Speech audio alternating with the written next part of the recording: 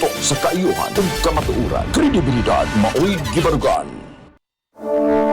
Ang bagong yugto ng ating himpilan, ang Sunshine Radio, ay SMNI Radio na.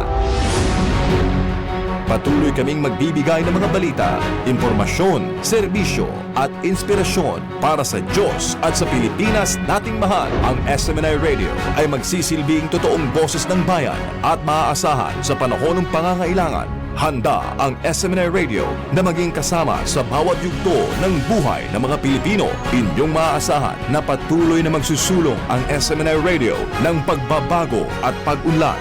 Asahan ang mas pinaigting at mas pinagandang mga programa na ihahatid.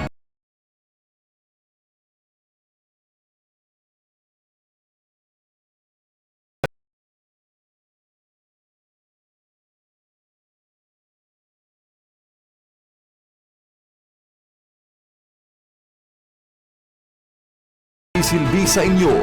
Maraming salamat sa inyong patuloy na pagtitiwala.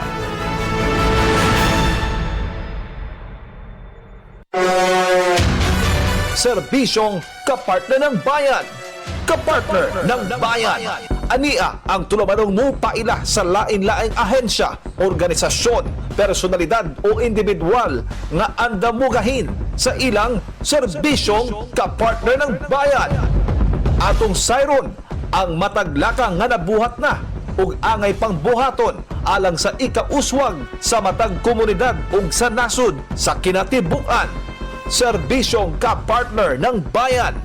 Aniya na ang atong kapartner nga makauban karon.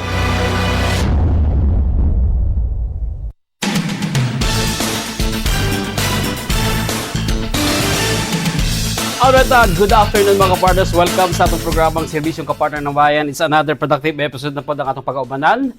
Kamu namin sa atong CBN ng DYAR SMNI Radio Cebu. Welcome mga partners kanyang higala kapartner Jimrey, Biosa at sa mga paminawan sa tibuok probinsya sa Cebu mga kapartners nato diya sa Bohol o sa kinatibuk ang Visayas mga kapartners o asa man dunggan no madunggan ang atong programa mga kapartners diri sa ato ang Serbisyong Kapartner ng Bayan. Maayong hapon mga partners o syempre sa atong naka-live taro no madunggan ta sa atong official Facebook pages sa Kapartner ng Bayan, SMNI News Cebu Visayas o syempre sa DYAR SMNI Radio Cebu. Well mga ka-partners o syempre sama sa giingon ako kanina karong hapuna mga ka-partners no nahatagan tag higayon nga maka-appeal no sa imbitasyon nga gihatag sa tua no sa COREnergy. Nagpagayon mo sila press conference mga ka-partners og kining maong press conference gilang Kauban kini no sa duha ka kumpanya, ang COREnergy ug ang McDonald's Philippines. Abi ninyo mga ka-partners formally nag-usa kini no naani sila kasabutan no nga diin mga ka-partners nga makatabang gyud sa ilahang operasyon labi na kay ang kining McDonald's kabalon ta sa McDonald's di ba fast food retail ni diri sa ato ang nasod in fact worldwide ni sila mga ka-partners but kabalutang very aggressive sila karon no sa ilang expansion at dunay mga nadungag na mga fast food chain nila diri sa Sugbo no just recently na diha sa Cordoba napunta diha sa kanang gina construct karon no diha sa Liluan napud sa somewhere in Compostela I think no ako nagkamali but anyway muni sa mga kabaguhan mga partners kay ang McDonald's Philippines nakiga-alayon no sa COREnergy diin mga ka-partners nga direkta ni sila mopalit og enerhiya sa ilang kuryente sa COREnergy mga ka-partners nga dili na moagi ang transaction dili na moagi sa Visayan Electric no gi-explain kini sa mga dinapit mga ka-partners no present kaganiha ang ilahang mga opisyalis mga ka-partners no particular kining si Ma'am Margot no Margot Torres ang managing director sa McDonald's Philippines iyang gi-explain kini maong partnership mga ka-partners og kauban sab ang ang COREnergy mga kapartners ang ilahang wait ha. Ang ilahang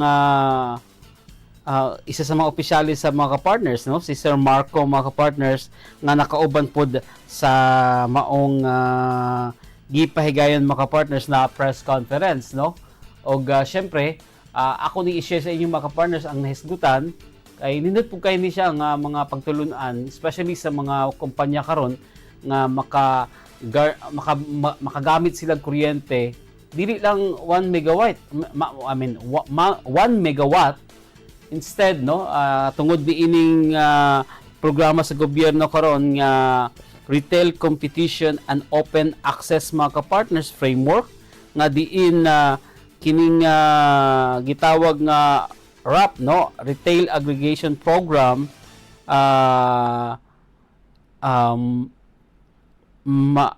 ma-apply kini, no, sa maong partnership between COREnergy ug ang McDonald's Philippines. Ngano ako na i-share sa inyo mga partners, no, para masayra nato tanan kay kabalo man gyud ta, no, labi na karon diri sa Visayas nagka-problema ta sa kuryente, no.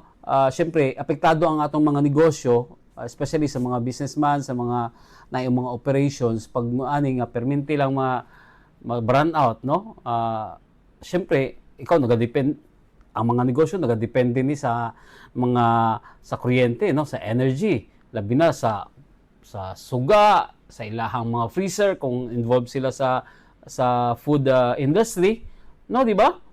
Saan paglihok, saan pagpaandar sa mga makina kung walay kuryente o dili stable ang kuryente. So with this partnership mga kapartners, tako ay nagtabang, no, dili lang sa McDonald's kay kaning COREnergy mga kapartners, Cebu-based ni siya nga kumpanya under Vivant Corporation na diin mga kapartners, no, nga nagahatag sila karon og serbisyo sa mga pipila nga mga kumpanya existing na diri sa Cebu mga kapartners tungod sa ilahang sa ilahang operation, kanilang business model mga kapartners nga makatabang gyud sa mga negosyo. So kung for example naminaw karon, no, dili lang mga household, kung naamoy kumpanya nga moabot sa threshold mga kapartners, no, under the retail electricity supplier, pwede mo maka-apply mga partners in partnership sa COREnergy. Kay dako na kinigtabang mga partners. Daghan pa hisgutan sa maong press conference.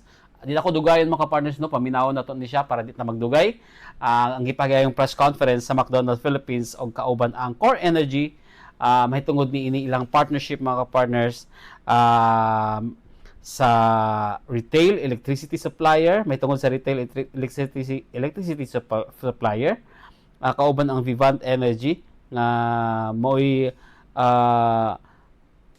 nakipartner sa McDonald's Philippines mga kapartners sa ilang mga restaurants this is sa Visayas ug Mindanao. Paminawon mga kapartners ang ipahigayong press conference. And Francis for the words. Hi Marko. Hi again.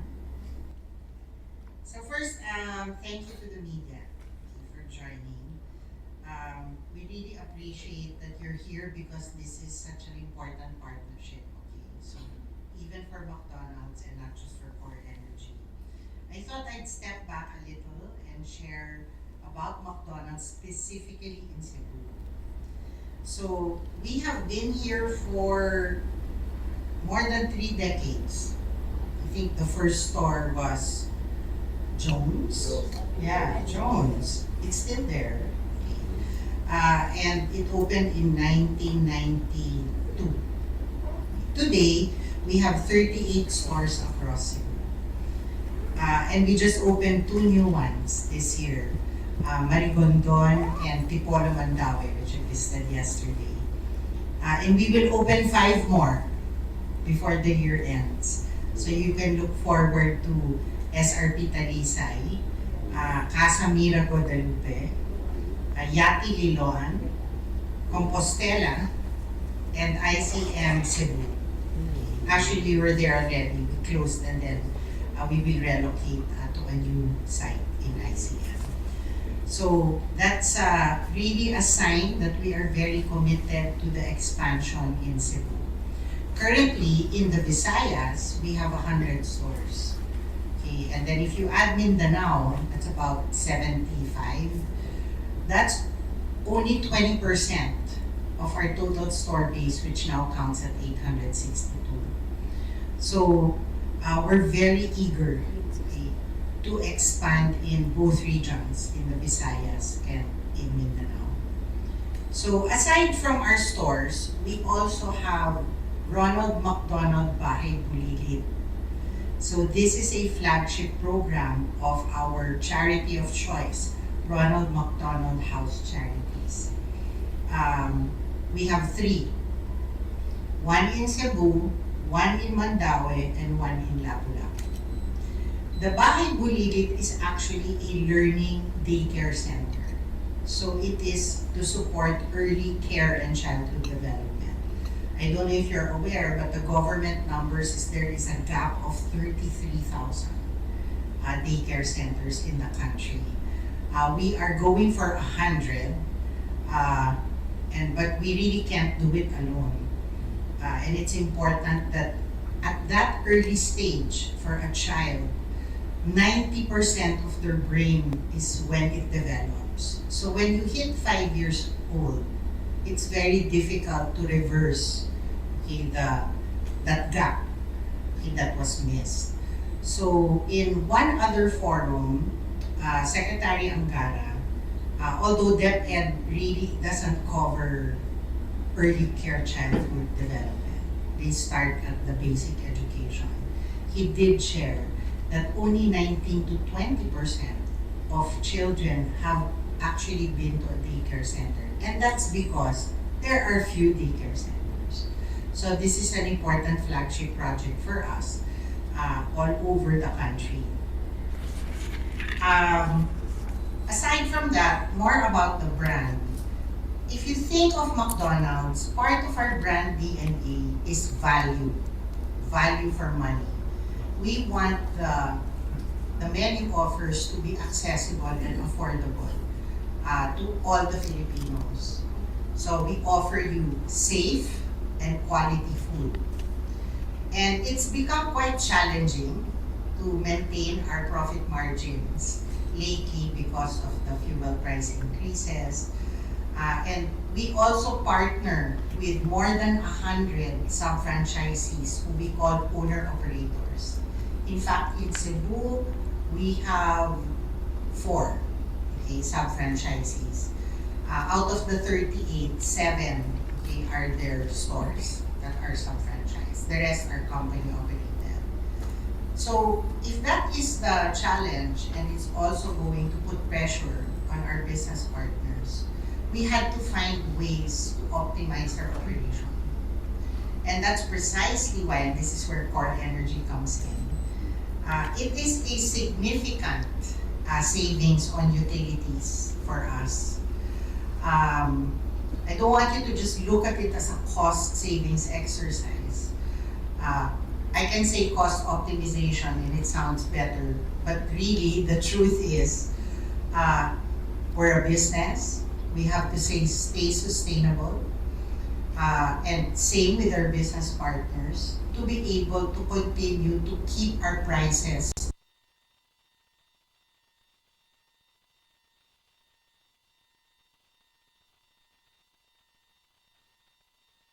remember that.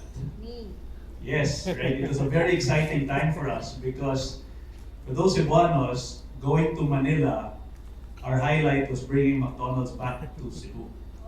Always, whenever my parents would go, it was make sure you bring my Big Mac and apple pie, right? And when it opened in Cebu, it was a very big event. In fact, I celebrated a birthday there. I won't say how old I turned then, I'll do the math. But I celebrated my birthday that year it opened. I still have pictures, I'll share it with you. So to be doing this with COREnergy, it's a full circle moment, and we're obviously very excited to be partnering with you further. No? Today I'll be talking to you a little bit about what our COA, what RES is, and I promise I will keep this simple. energy can be complicated, but it actually isn't, and our job is to simplify, no? And please feel free to ask questions, but I'll give you a quick rundown on this program and what it's all about, no? Okay, so as a company, there are basically 4 important factors, no, in how companies can manage energy costs. One is obviously improve efficiency. Second is optimize procurement strategy. Third, you manage your demand. And fourth is you choose the right energy partner. And what does that really mean? No? Next slide. How many of you here, when you receive your VECO bill, actually go through the breakdown of your VECO bill? Sagot, bagay mo sa inyong VECO bill, or tanawin din nyo ang bottom line. Total na ganyan namin yun, di ba?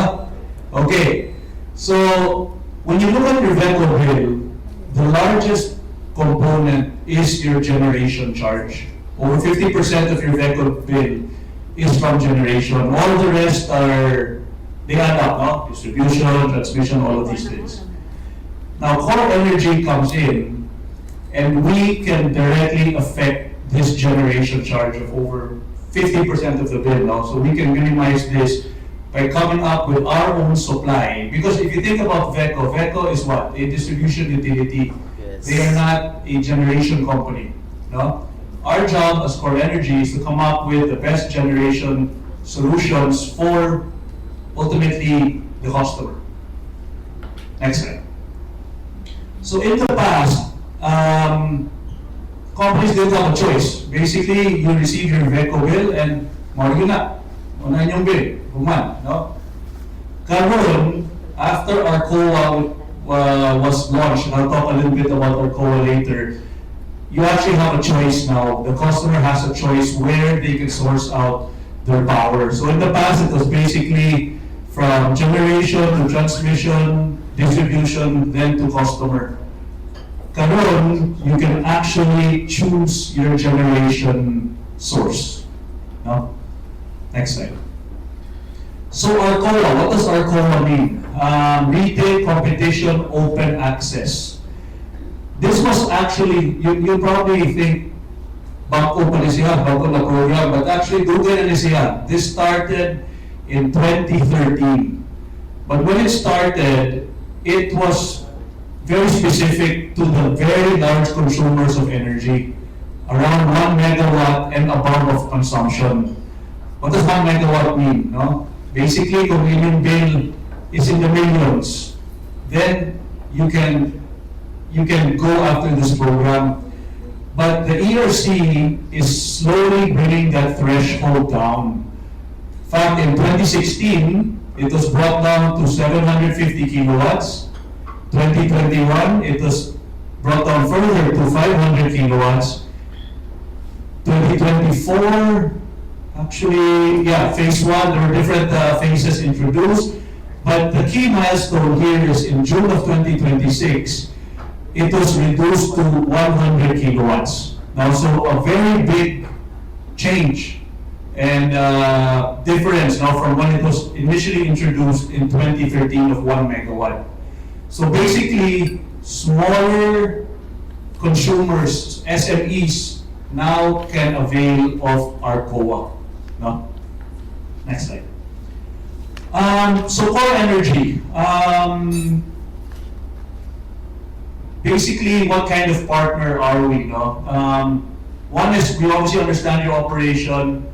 We help navigate through the market, and most importantly, we make the process easier. That's the most critical, because many think when you switch to a RES, it's very difficult. But actually, it's just paperwork, no actual assets being touched.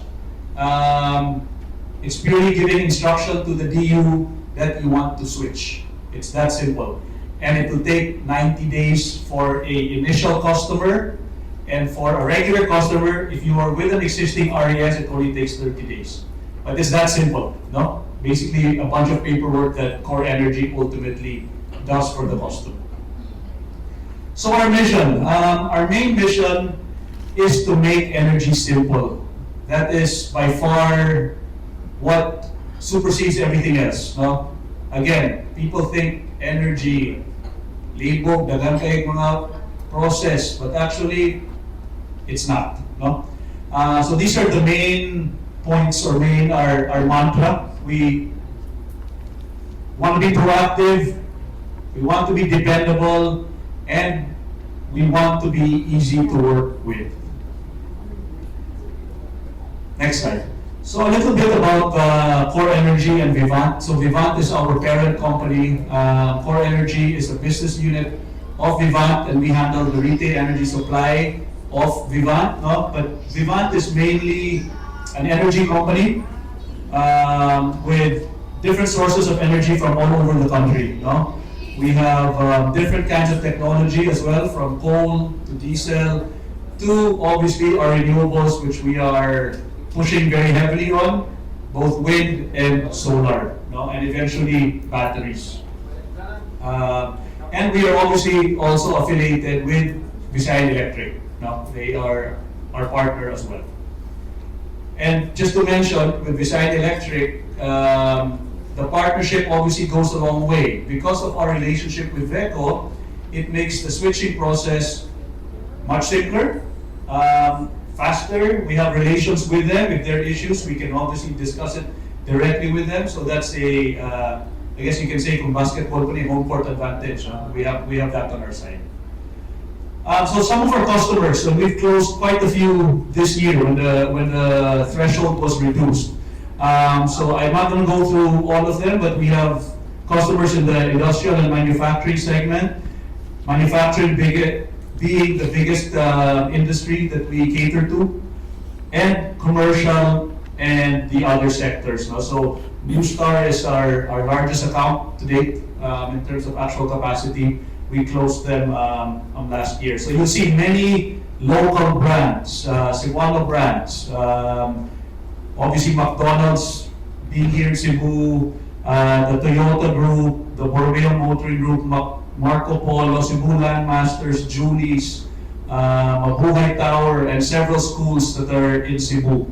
Now, IBI is a customer of ours, Pro Food also. So we're very proud to carry Cebuano brands because at the end of the day, Vivant is a Cebuano company, and we want to make sure our presence is felt heavily here in Cebu and ultimately in the Visayas. No? Yes, so like Margot mentioned, in July we announced 36 stores that we signed for Cebu and Negros Island, and we switched 17 of those accounts yesterday, so they are live. So perfect timing that we are doing this press con today, because we actually switched 17 of those stores yesterday. So kudos to our team, Ronson, Reese, and Julino is here, and of course LJ from the McDonald's team. And we also just recently signed 23 new accounts. No? And this is mainly in Leyte, Western Visayas, Northern Mindanao, and the Davao region. So our total, next slide, we are now up to 59 stores with McDonald's, and we hope, Margot, to increase this number. Hinay-hinay, but I'm sure basta konti, di ba? And that is all. Daghang kayong salamat. I think the next portion, Alan, is a Q&A. But thank you very much. And please. Really able to partner, okay, with a res, as we call it. And because the other stores are in either malls or already in buildings. So, but about 62% it's possible because these are like freestanding stores. Then it's broken down into regions. So depending on the region, we do also partner with other res. What's the RE? Not renewable. Retail. Yeah, retail supplier. So that is that's the way we're working now. We're also checking other partners. I think the connection to the DU for COREnergy is really their biggest advantage. It ensures that we follow our timeline. Well, our mandate to LJ as our energy lead is to really get the current base. So we're already in phase 3. Phase 3 is awarded, and then we want to switch on before the end of the year so that we can already enjoy the utility savings. Because we've still kept committed with our price points, and we're really feeling the increase in food and paper cost. You know, the fuel price increased everything because of freight. And even as we open new stores, the cost to build a store has gone up about 10 to 15% because we have to ship equipment, we have to ship furniture, just to be able to open the stores, especially in the farther areas. So as soon as possible.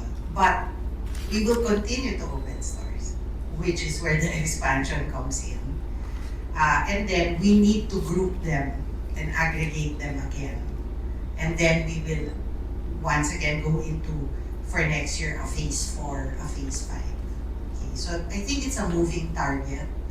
I can't really give you a specific date. But thanks for the question. Clarification lang. The 52,000 savings is per store per month. Oo, but that is specific to VECO in Cebu. Okay, so the savings varies. So yes, it is per store and per month. So it is a little lower for some because it will also depend on the DU. Okay, and hopefully it will be higher for others. And I think the follow-up for that is the rate really varies depending on where they are doing the switch. It just so happened that the rate for that computation is based on the rate from VECO, which is the, we call it now, old supplier, transitioning into COREnergy. Thank you. Okay, next question.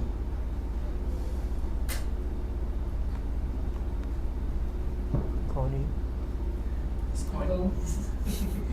May we ask, the generation cost was 52%. So if we switch to COREnergy, how much is the drop? So again, it depends on the VECO rate, right? For Cebu, for example.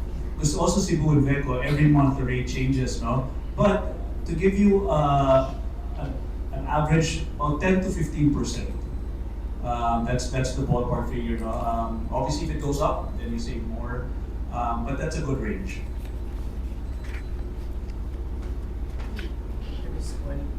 Ms. Margot, I'm interested in your Bahay Leyte program. How many children have you helped so far, and when did it start? And like, how old are the kids that can be brought to the daycare centers? Do they have to give anything, have to pay, or how long they're supposed to stay there? Okay, let's start with the model because it's a build, operate, transfer. No, thank you for that question. I feel very passionate about our Ronald McDonald House charity. First, our role in McDonald's or our partner donors is we build the daycare center. Okay, so we put that out. But we need land. That is provided by the LGU.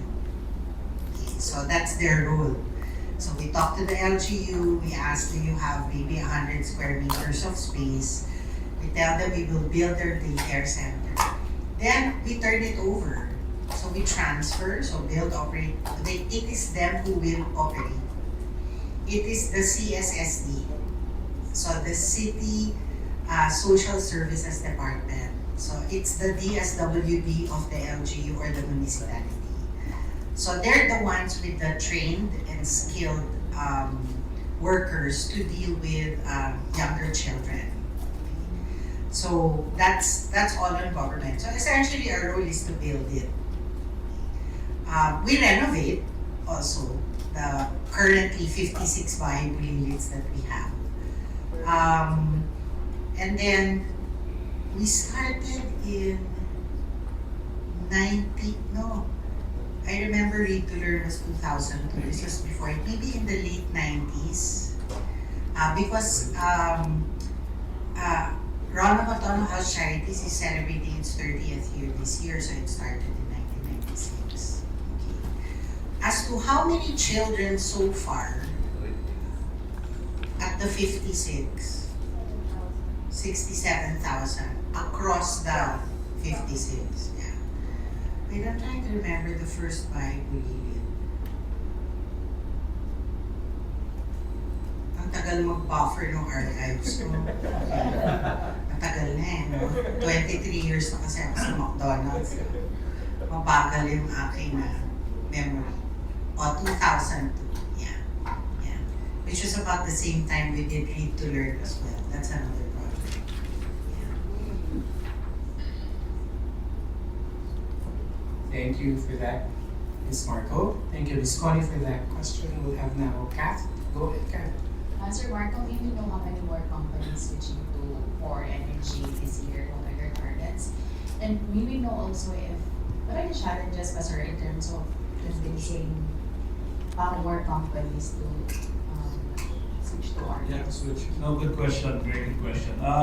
In terms of total customers, or total accounts, we tend to hit around 300 accounts by end of the year. Just to give you an idea, last year we ended at around 50, and this year we're going to be close to about 300. Correct, Mr. President? No? Correct. But no, your question on the challenges of switching is a very good one, because our biggest challenge is awareness. Not many of these companies know about this, and it's been, like I showed in the timeline, it's been around for quite some time already. And our job as an RES is to go out and to make sure that the others are aware. Over 50% of contestable customers, those are customers that can actually switch to a RES, have not switched yet. No? So more than half already. And that will continue to go up because the threshold will continue to go down, which means more and more companies will be valid. They'll be applicable to be able to sign on to an RES.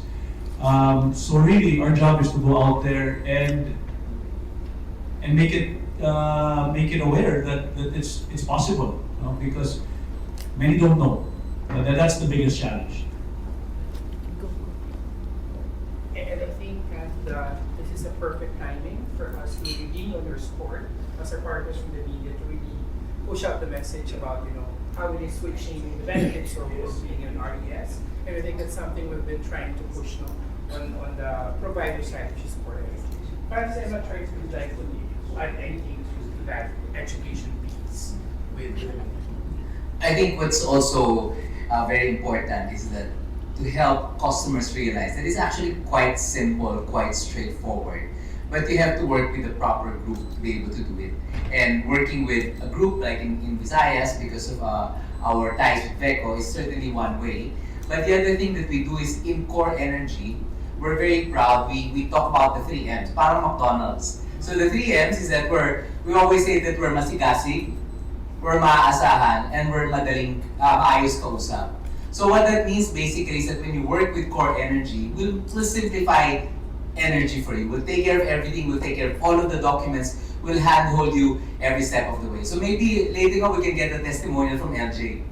But I think that's really a testimony how customer-centric we are at COREnergy, and therefore customers don't have to fear the whole switch process.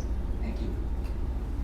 Thank you, Fancy. Sir Mars? Yes, good morning, Mars of Business News Asia and Cebu Business News.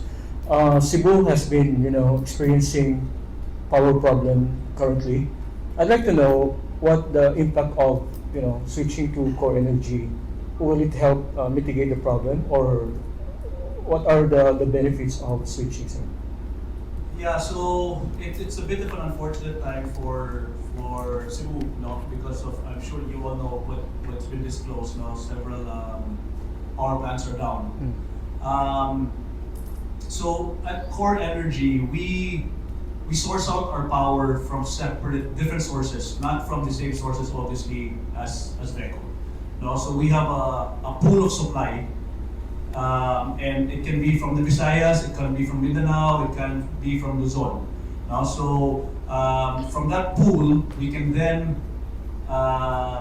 basically designate where we want that pool of supply to that source to go. No? So we actually have that flexibility. Now the brownouts, unfortunately, it's something that we can't control because that's ultimately under VECO. And like I showed earlier, COREnergy still works with VECO. No? We are just the supplier of power, but generation is still under VECO. No? So we're still at VECO's mercy. And that's why at the end of the day, VECO is our partner in this. No? So it's a difficult situation because just because you source out power from us does not mean you're guaranteed of no brownouts, no? Because there's so many different reasons why there are brownouts, no? But ultimately it's a supply issue in the Visayas. Thank you. Thank you, Sir Mars. Any other questions from the floor, from our friends from the media?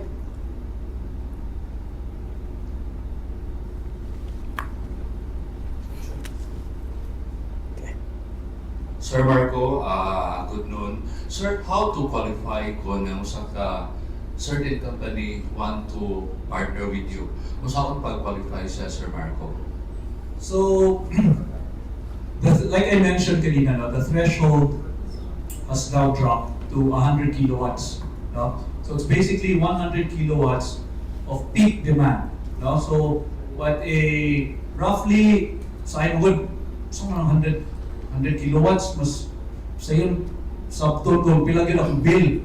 So if your bill is roughly 400 to 500,000, that's when you know you have a chance to qualify.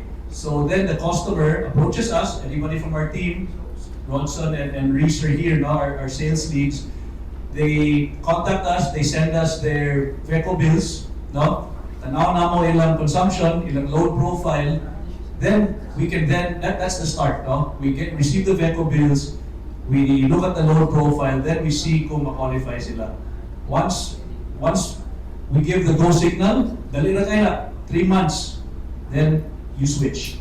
There's just a bunch of paperwork needed, pero we do all of that for the customer. Okay. What about the installations, mga wires, no changes? Actually, no changes. I'm glad you asked that question, no? Because the big misconception is, napay mga transformer, kinani usap, or mga wires, wala yun. All of the wiring stays the same. The only thing that changes is paperwork. We inform VECO and some of the, what are the other authorities that we have to discuss with? ERC. I'm up.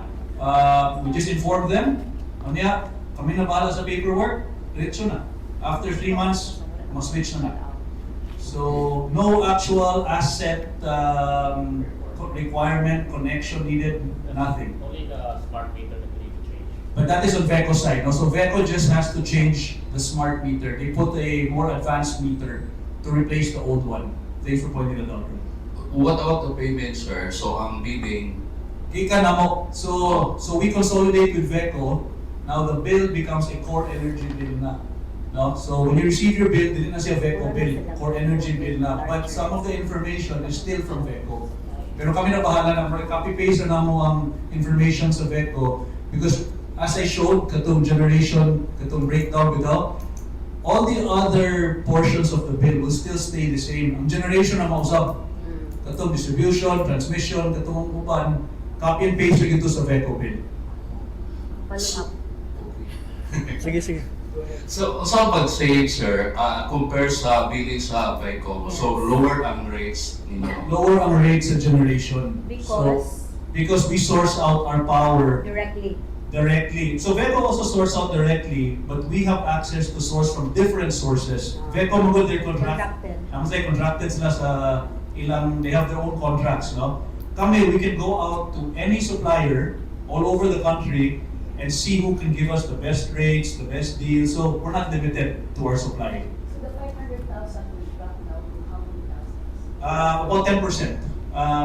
10-15%. That's just assuming your bill is 5,000. No? So about 50,000 pesos a month. Sir, ang business na mo switch to RF, tapos siya i-initial invest, no? Zero investment. Zero. Wala yun. Wala investment. You just have to give your deposits, which is the same as VECO na. Mag-give ko deposit ng VECO, no? Pero more yun na. Wala investment. Kasi dagan bitaw mga na. Legal ba rin yung negosyo? Ano wala may investment?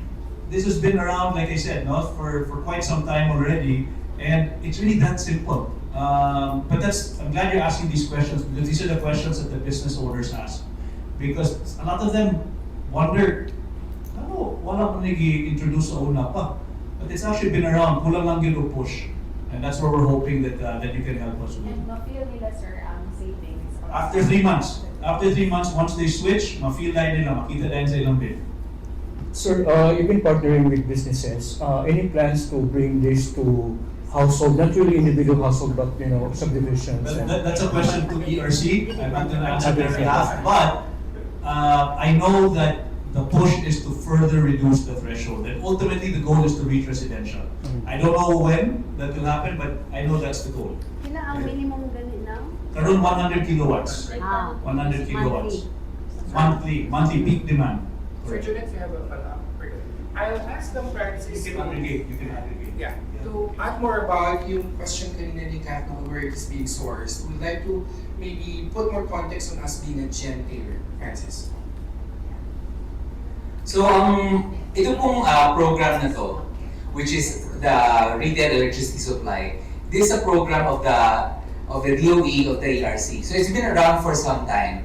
And iba-iba po ang mga players in this market. So there are traders, there are also retail electricity supply companies like us who are gen tailors.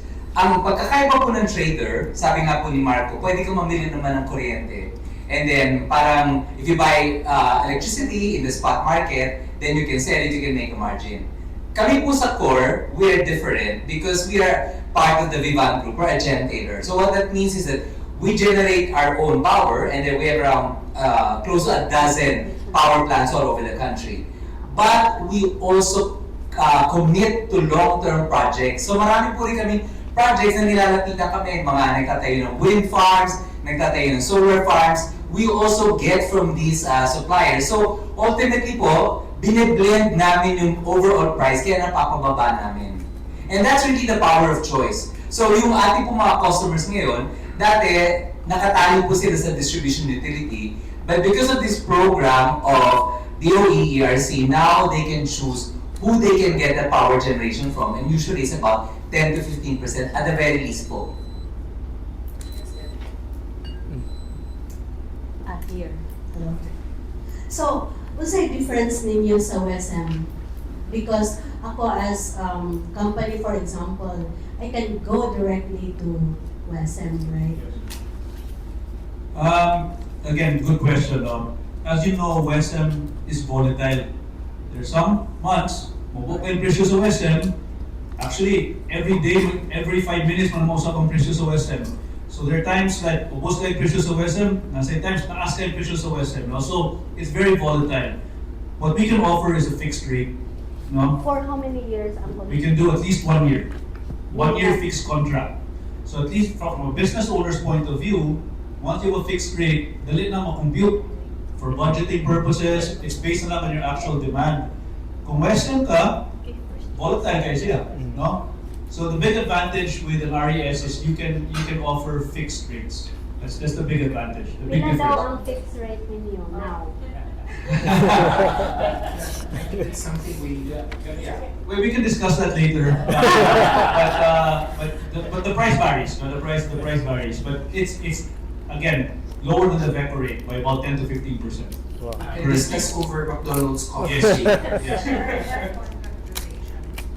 2 years, yes. So the minimum is 1 year, with McDonald's is 2 years, but we have some that are even more. No? So depende rin yun sa kliyente. Okay, I think that was helpful. Do we have any other questions? Sir, go ahead. Hello, I would like to clarify, sir. Wala na ang pwesto sa Veco. But you're using the facility of Veco, their wires. And Yes, so, correct. GCP? no. GCP and Veco. Yeah. So the billing is sa inyo na. The bidding? Walay, Bidding, yes, samuha na. So walay ang Veco na dito. So ang Veco, like I said, we still work with Veco. So gamiton gyapon ang linya sa NGCP, which Veco and NGCP have a partnership with, diba? Ilan ng sabot. So we still use the Veco bill. Katulang portion na generation, maybe we can pull up there. So kanay mo ng standard bills sa Veco, no? The numbers are obviously hypothetical, no? But roughly the biggest component is generation yun. So that's the only component na tangtangon na mo sa COREnergy, and then we will put our actual price there. Ang uban diha, from Veco pa yun na, no? So that, di na mausap. It will be basically copied and pasted from the Veco bill. Kunya, ibutan na sa COREnergy bill. Pero Veco gihapon. So to answer your question, we're still working with Veco very closely. So Veco, you also pay to Veco? Yes. GCP. Yes. All of those are passed through to their various respective. So the customer will pay us, and then we have to pay Veco their component. No? Which is the remaining 40%, 45% of the bill. Single billing na kasi, hindi na pwedeng dual billing. So dadaan lang kay Core. So si COREnergy mo bayad ni Veco Yes, because of using So customer bayad lang na mo, kami na mo settle sa Veco. Okay. Next.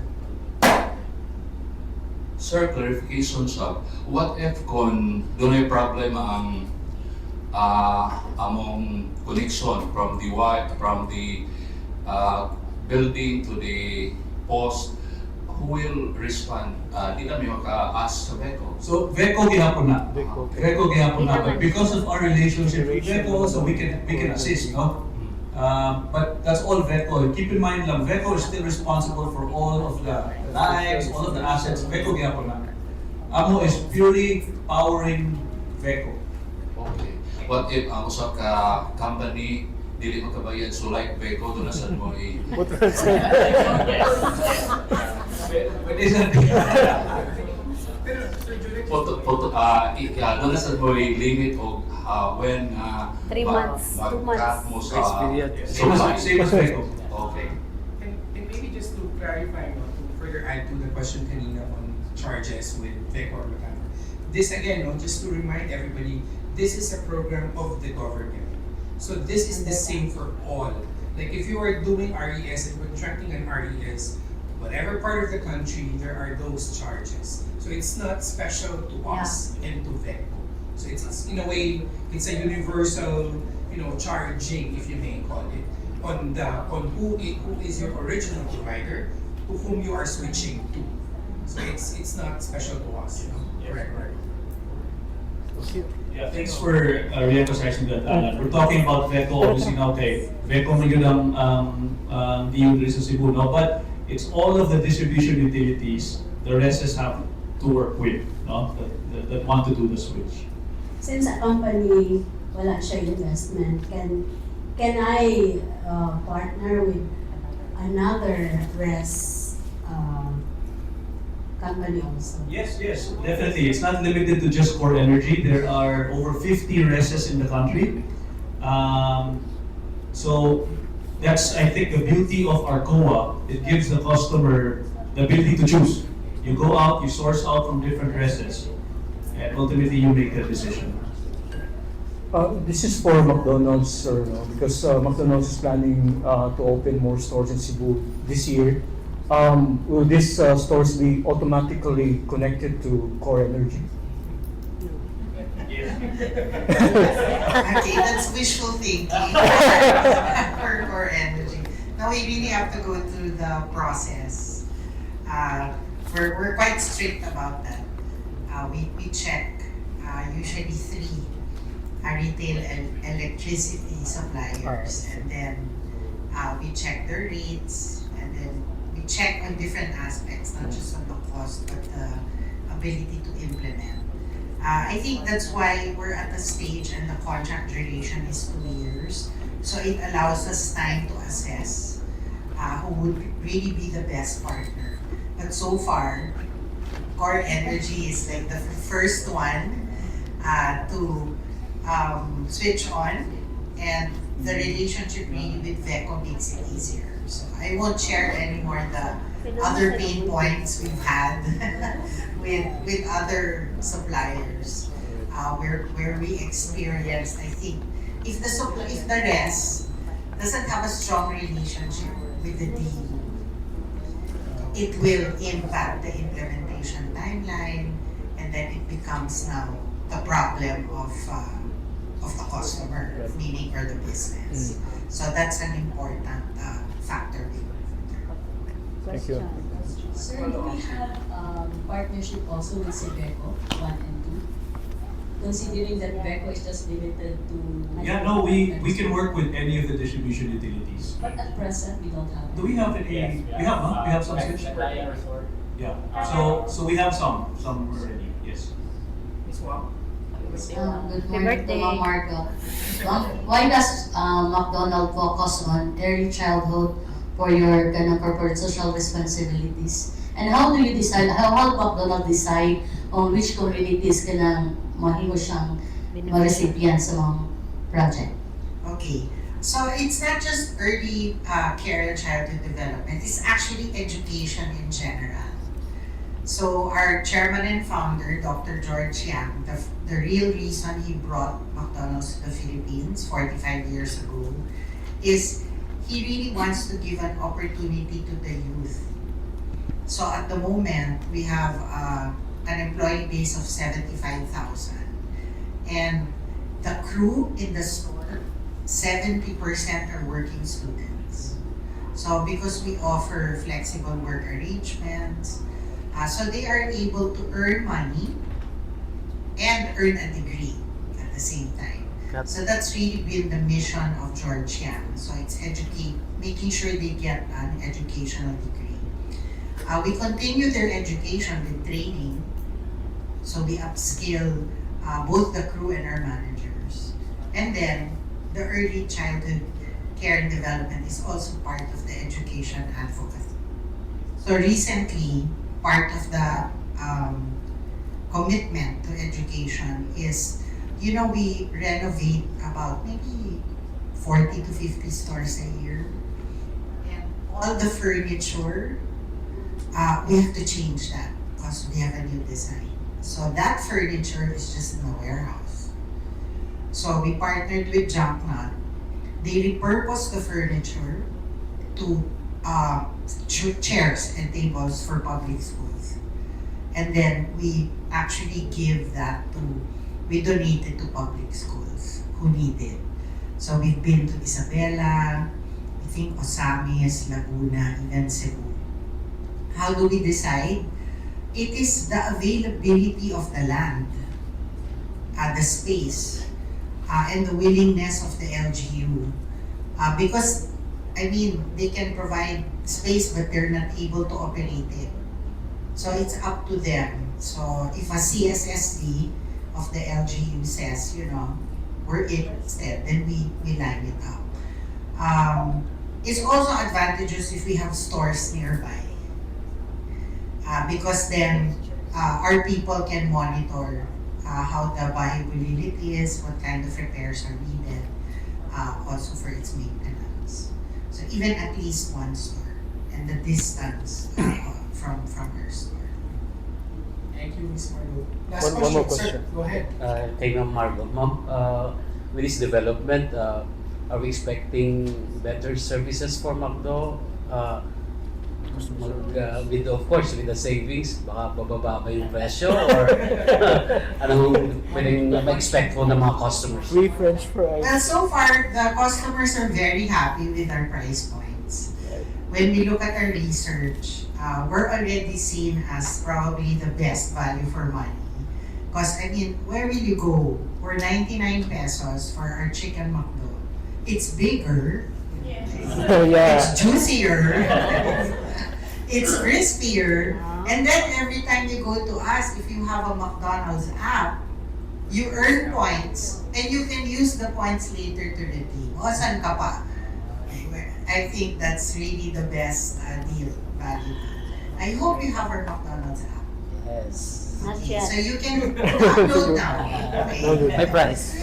And then our loyalty program has turned 1 year already.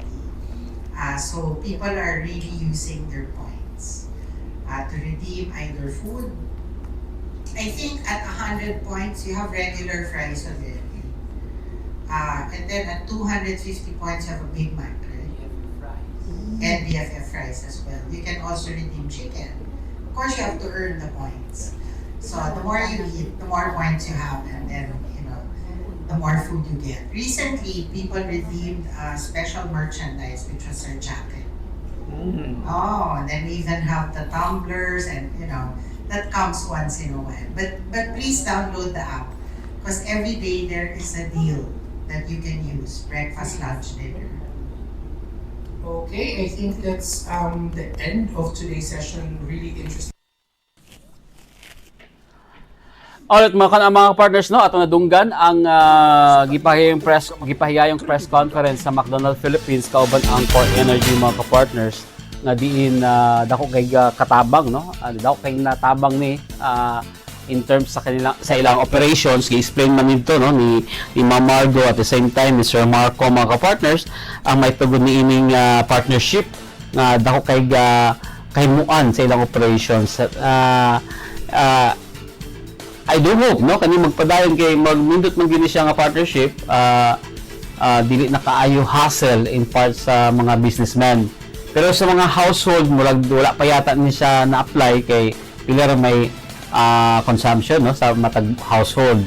Pero kung inyong lugar, for example, subdivision, pero wag mo ni gi-appeal gud sa kuan, no, under sa Energy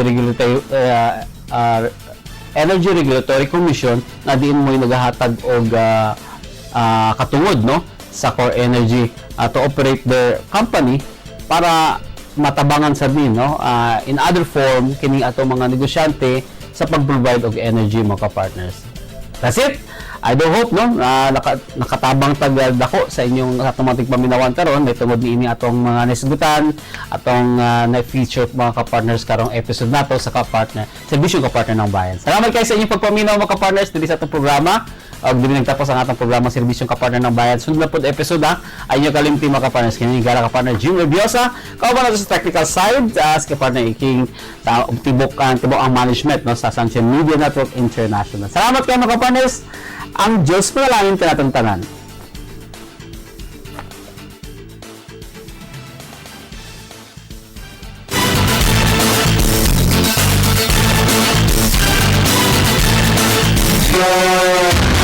Maugkadto ang tulumanong serbisyong Kapartner ng Bayan. Ubalikan ninyo sa sunod na higayon, matag Lunes hangtod Biyernes sa susamang oras, alauna hangtod alas 2 hapon. Din lamang sa DYAR 765 SMN Radio Cebu.